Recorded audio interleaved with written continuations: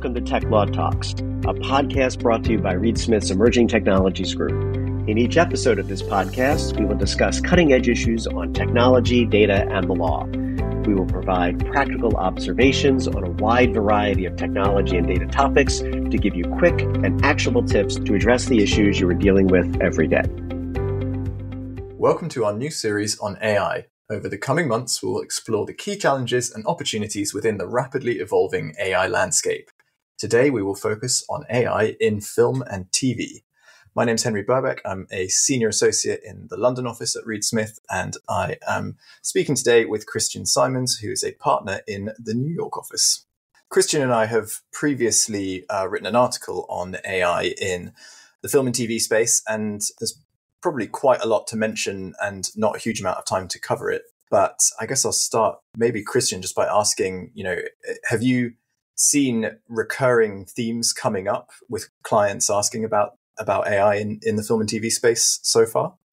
Yeah, I think in terms of, the film and TV industry as a whole, it's kind of always been kind of at the forefront of technology, particularly in terms of how to properly utilize it, just not only from a budgetary perspective, but also from a creative perspective, right? And obviously, AI has been such a hot topic, particularly with respect to the guilds during the strikes of 2023.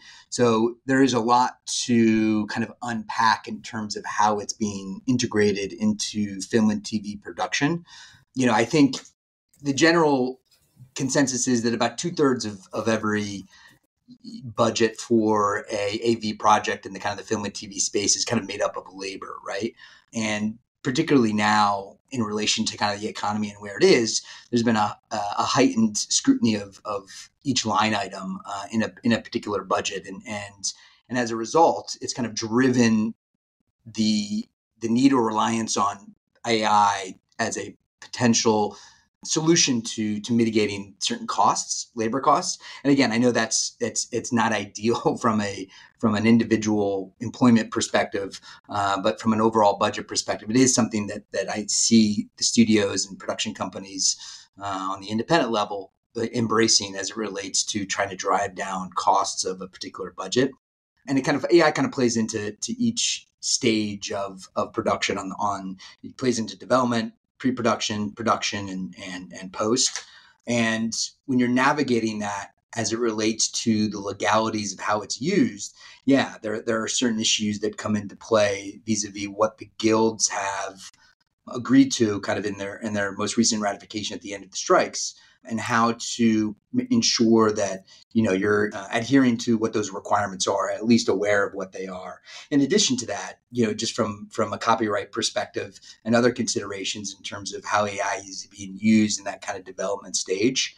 So there's kind of a lot to unpack within kind of the lifespan of a production as it relates to AI and how it's being used. I mean, the reality is it's going to be used and it's going to continue to evolve and be relied on to a greater degree, particularly with respect to certain elements of the production process on the VFX side in particular, obviously, certainly in the development stage and the editing stage. And there's certain things that it really has a tremendous value from a timing perspective, to cut down on production timing and other elements that I think will benefit the production as a whole. But in terms of legalities, there's a lot to kind of unpack there.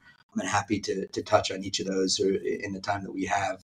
Well, I think the first one, which you did touch on, obviously, is the guild strikes of 2023, and clients and those people in the industry in the US were probably a lot closer to it. But for the benefit of those of us that weren't in the US, do you want to give a very quick recap of kind of where they ended up? Absolutely, yeah. In terms of the Screen Actors Guild, SAG, there are really kind of four main components to how they regulate artificial intelligence. So you've got your employment-based digital replica, right, which is basically a replication of a performer's employment or participation in the production, right? So it's literally taking the performer himself and portraying him in a scene that they didn't actually shoot, or a performance that they didn't actually shoot. A good example is if you see in a movie like someone talking to themselves, right? Like that second digital replication is the employment-based digital replica, right? So what does that mean in terms of what you need to do vis-a-vis SAG? Means you need to get mandatory consent from the performers when you're going to do that. So it needs to be disclosed at the outset, either from the performer himself or if the performer is no longer around, you need to get consent from an authorized representative from his estate or the union itself. The contracts need to be reasonably specific as to the description of how it's going to be used. And if you're going to use it outside of the project, i.e. kind of that beyond a kind of one picture license, you're going to need additional consent to do that. And, they need to be, the performers will need to be compensated, for that digital creation as though it was themselves, right? So you need to take into consideration that residuals obviously will need to be paid on whatever amounts are paid in connection with that. And then you've got independently created digital replica, which is basically using digital replicas created kind of using materials that the performer has provided in a scene that they didn't actually shoot, right? So you're not actually using a previous performance in the movie itself, but you're like literally digitally replicating the performer in a scene that he didn't otherwise participate in. So again, you need consent from the performer when you do that. You need to be reasonably specific in terms of how you're describing that use in the contract. Again, obviously, he's entitled to compensation for that use. And obviously, that compensation is entitled to payment of fringes. Has this kind of been met positively, I guess, in the industry since? Because I know that in 2023, there was a big kind of reputational issue around AI, and there was a lot of speculation about whether these, protecting the performer's rights, was this being overblown a little bit, or do you think, are people comfortable with where they landed? I think with respect to those two elements, I think yes, right. I think that the general consensus is they do adequately protect the actors when you're exploring those types of digital replica usages. I think the real wild card here, or the area of real concern is around generative AI, right? So basically, taking data, materials, prior performances, facial expressions, their image likeness, and actually creating new content from that material from an actor, right? I think that's really where we start to enter into an area where people aren't necessarily comfortable, particularly on the talent side. And again, the Guild is clear that if you're going to do that, you need to get consent from the actor, right? So if you're going to use his image or likeness or prior performances to kind of feed a Gen AI tool to create a new piece of content from those materials, you're going to need consent from that actor. You got to notify the union when you're going to do such a thing, and the compensation around that usage is usually specifically negotiated with the talent themselves. And you basically need to continue to keep that talent informed of how those materials are being used vis-a-vis the Gen AI.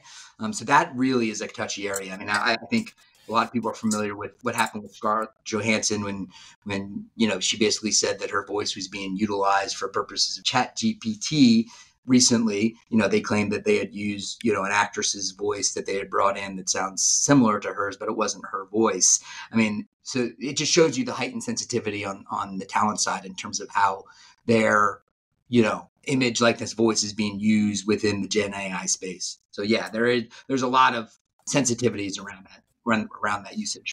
Okay, so it's interesting that there's an ongoing obligation as well, which I guess makes sense, but it's a burden, I guess, on the production company.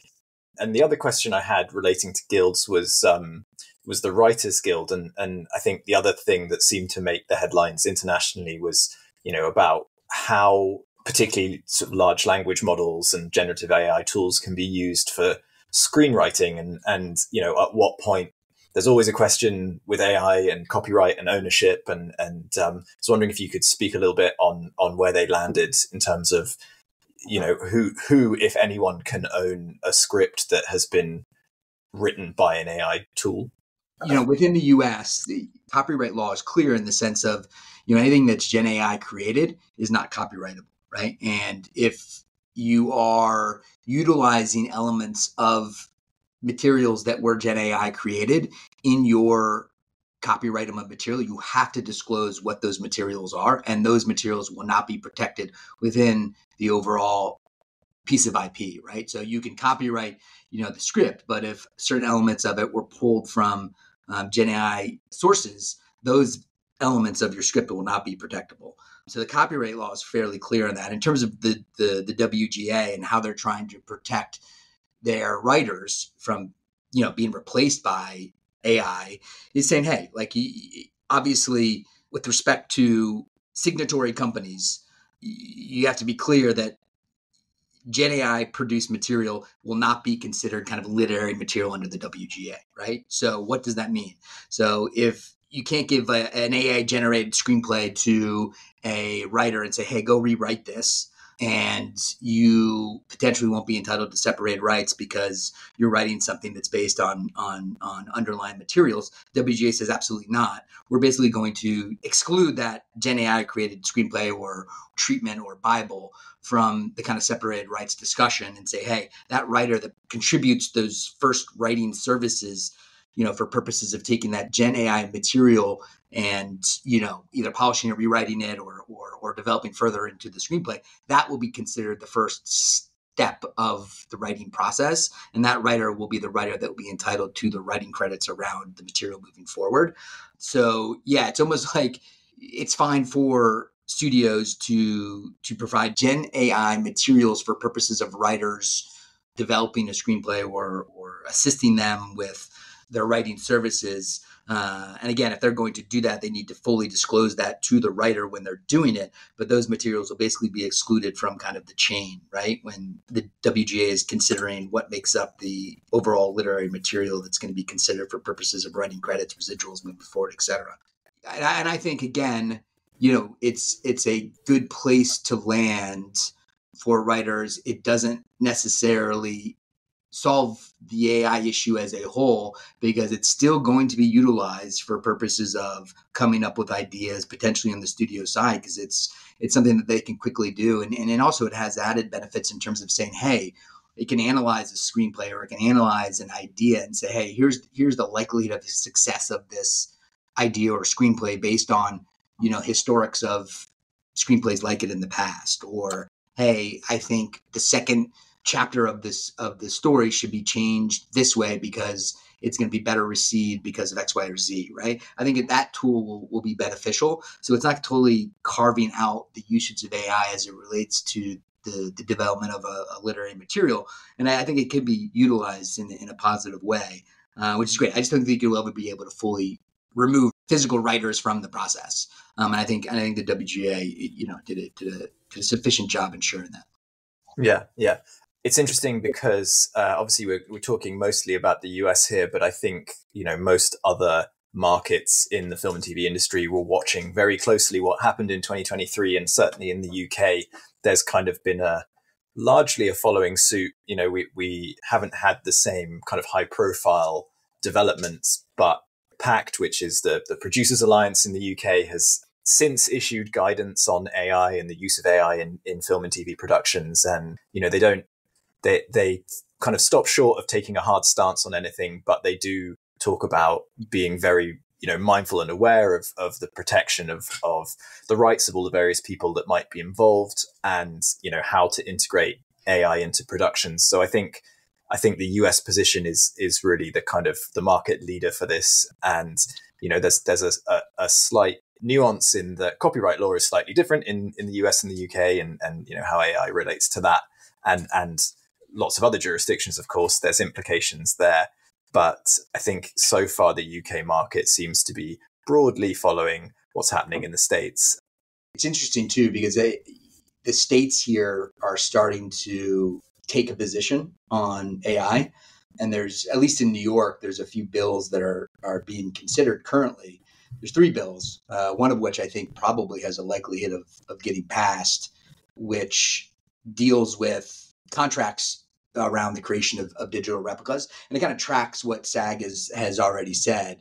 But basically it says any contract between an individual and an entity or individual for performance of personal or professional services as it relates to kind of new performance by digital replication basically is contrary to public policy and will be deemed null and void unless it satisfies like three conditions, one of which is, the reasonably specific description, right, of the intended use of the digital replica.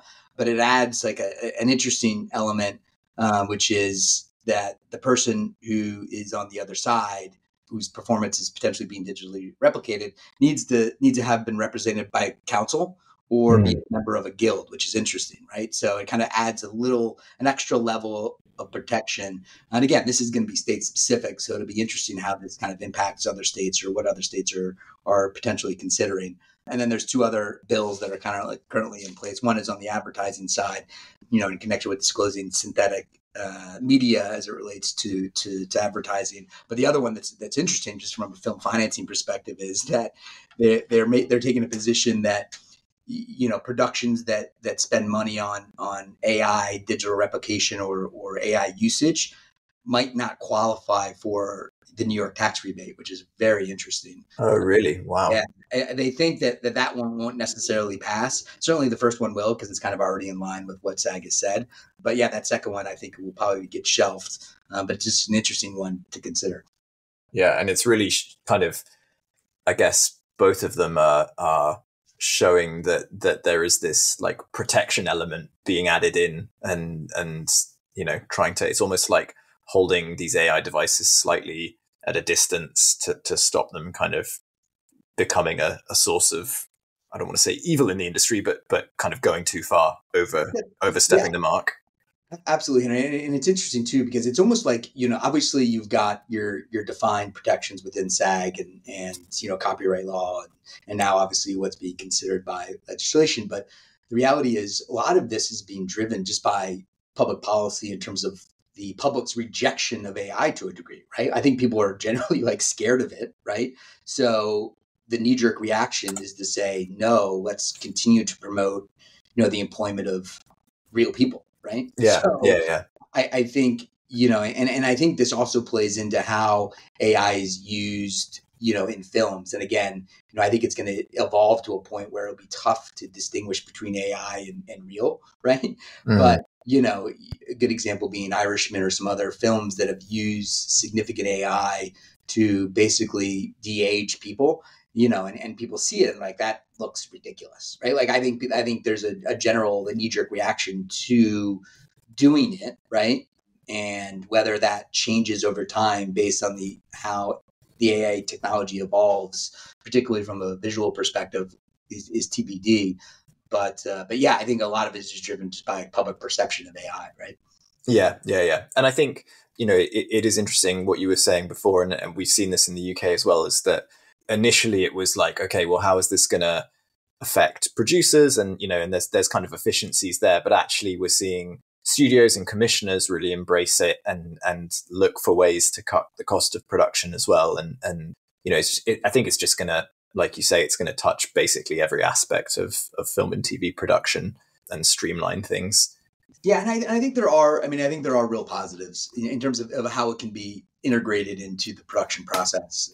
I know we touched on a few, but also like dubbing, right? Localization of content, and basically extending the reach of a piece of AVIP, right? So if you can do it in a way where it looks natural, right? Because I know there's always kind of been a visceral reaction to seeing something that is dubbed really poorly. But if it can evolve to a point where it's almost seamless, it may have a better impact in terms of the reach of content. Again, I think there's different schools there in terms of whether that investing in that makes sense in certain places, or if it's just easier just to dub it and release it, right? And how much of an impact it's actually having. But I do think in certain jurisdictions or certain areas, a seamless localization could have value to the reach of a particular piece of AVIP.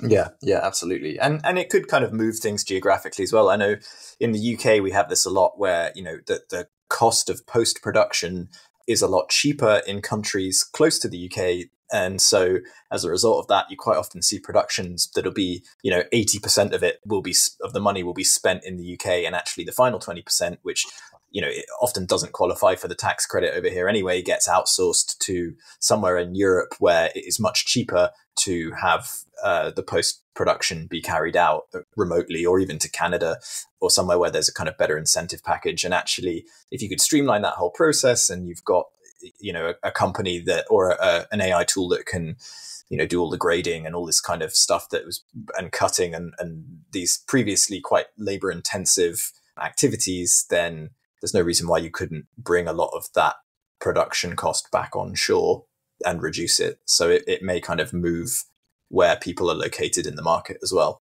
Yeah. And I think, and it's not necessarily, solely a issue for, scripted projects. I think also in the US, it's even kind of led into the doc space, right? So I know, the APA in the US, which is the Archival Producers Alliance, which basically is a group of documentarians, basically said as well, like, hey, just be careful how you use AI in the space, even though it's not, governed by a guild necessarily, right? Like still, or how it's used in the non-scripted space, it doesn't really have guild coverage depending on what it is.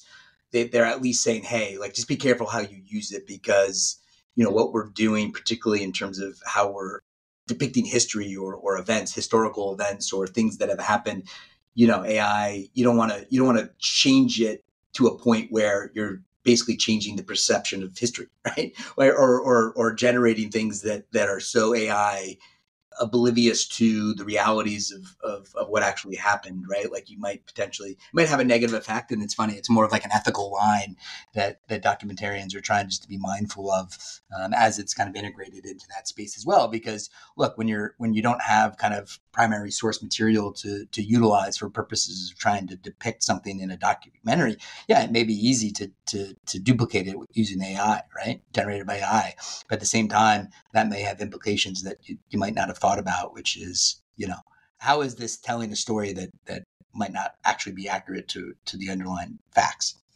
I mean, I think that's a pretty good kind of starting point. Obviously, these are issues and discussion points that have a lot of depth to them and have been discussed a lot in the industry internationally already. And we're kind of in a point now where it's like, let's wait and see how this stuff shakes out in practice. And certainly, as we've discussed, the US, it has kind of, in a lot of areas, that there is now a bit of a direction. So it'll be interesting to see how things unfold. And I know for the most part in the UK, the production industry sort of follows what's happening in the States. And in respect of international productions, they have to kind of be aligned to a degree. So it will be really interesting to see how this develops in the coming months and years.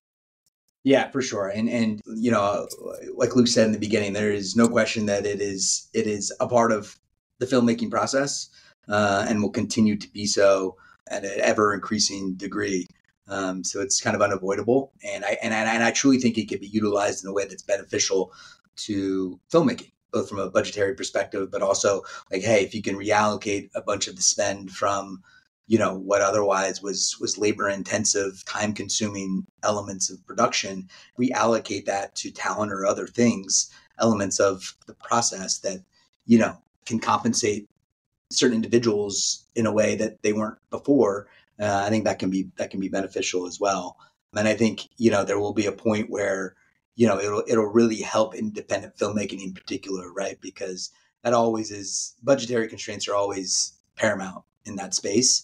And if you can do things that otherwise cost a ton of money previously for cents on the dollar using AI moving forward, to the extent it kind of evolves quality wise, I think you'll see an uptick in really quality, independent filmmaking. Again, I know there's never going to be a universe, in my opinion, that totally circumvents, the utilization of real people, but AI can certainly be utilized in a beneficial way to help the process. Great. Well, thanks very much, Christian. And thanks everyone for listening. Tune in for the next episode on our series on AI. Tech Law Talks is a Reed Smith production. Our producers are Ali McCardle and Shannon Ryan. For more information about Reed Smith's emerging technologies practice, please email techlawtalks@reedsmith.com. You You can find our podcasts on Spotify, Apple Podcasts, Google Podcasts, readsmith.com, and our social media accounts. This podcast is provided for educational purposes. It does not constitute legal advice and is not intended to establish an attorney-client relationship, nor is it intended to suggest or establish standards of care applicable to particular lawyers in any given situation. Prior results do not guarantee a similar outcome. Any views, opinions, or comments made by any external guest speaker are not to be attributed to Reed Smith LLP or its individual lawyers. All rights reserved.